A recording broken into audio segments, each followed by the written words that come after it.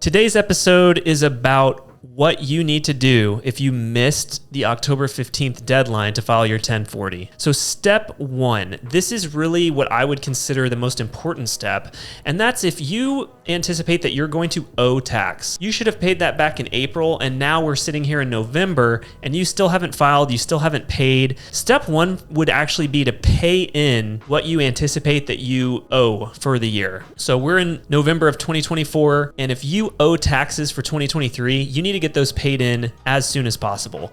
So if you anticipate, hey, I'm going to owe $7,000 and I've got $10,000 sitting in my savings account, pay in $7,000, $8,000, $9,000, pay in more than enough, because we can always get that refunded once you get that tax return filed. But this is going to help stop the bleed, because if you owe tax and you're filing late, you're getting hit with penalties. There are two penalties: failure to file and failure to pay. Each of these penalties are going to be assessed on the balance that was due. In addition to that, there's interest. So you're getting hit with penalties and interest on that balance that's due for your 2023 tax return. So the sooner that you pay that in, the sooner you're going to stop the bleed and save yourself penalties and interest. So that, in my opinion, is step one. Get some tax paid in. Then get organized and get your tax return filed as soon as possible. So obviously you want to file your tax return accurately. You want to make sure that you're taking the time to actually gather the info that's needed. But now that we're past October 15th, we're kind of to the point where we're getting this done as soon as possible mode. So you're going to want to make sure that you gather your info, you get this tax return filed as soon as possible. The reason that this is important is because not only will you help stop the bleed on the tax that you potentially owe. You know, if you thought, hey, I owe $7,000, so I'm going to go ahead and pay in $8,000. Well, maybe once you get your tax return done, you actually owed $9,000 plus the penalties and interest. So now you're still going to have a balance out there that's racking up interest and penalty. So it's important to get this taken care of as soon as possible. Now, once you've paid in taxes, filed your tax return, paid in maybe any additional penalty and interest or taxes that you owed, the next step can be to apply for penalty forgiveness. We've done a video about this. It's going to be linked in the description below, so check that out.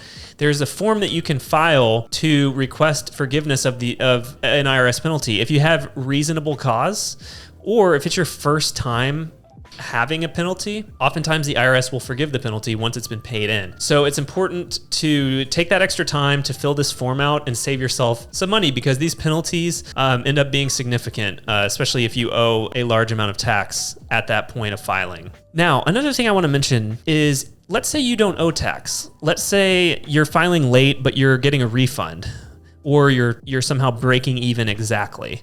Well, in this case, there actually won't be a penalty. Maybe you're thinking, oh, well, there's no point. I don't necessarily need to really worry about filing or getting this done quickly. I would encourage you to still get that tax return filed as soon as possible for two reasons. If you have a refund, get your money as soon as possible, because otherwise the IRS is earning the interest that you could be earning personally. If you have a refund coming, get your tax return filed and get that refund. One, because you want to, be able to have your money, earn interest on your money, use that money for things that you need. And two, at a certain point, you're no longer eligible to receive that refund. So it's very important to get this tax return done. We've seen clients who don't file for 2 or 3 years, and so we get them caught up. But if it's after a couple years, I think it's 3 years, if you don't get that filed, that refund tax return filed, the IRS won't send you your refund. So it's very important to go ahead and get that filed, get organized as soon as possible. The second reason to get your tax return filed sooner than later, if you're having a refund or breaking even, is because the statute of limitations starts when you file. So for example, the IRS is typically going to only audit you back 3 years. There are certain circumstances where they may go back 7 or 10 years, but for the most part, your statute of limitations is going to be about a 3-year period. And so that time does not start ticking until you get that return filed. So it's important to go ahead and get this filed so you're not dealing with an audit potentially years and years and years later, when maybe your record keeping, it's so far in the past that you don't have good records So you just want to get that filed, stay organized, retain your records for at least 3 years. So as you can see, if you're late, if you missed that October 15th deadline, it's very important to get organized and get your tax return filed. And if you're watching this video and you're worried because you know that you owe tax and you're worried about those penalties and interest, my advice would be pay in what you can, get organized, get that tax return filed, and then pursue that penalty forgiveness and check out our video on that. If you enjoyed today's video, please give us a thumbs up, consider subscribing. And again, thank you so much for the time, and we'll see you next time.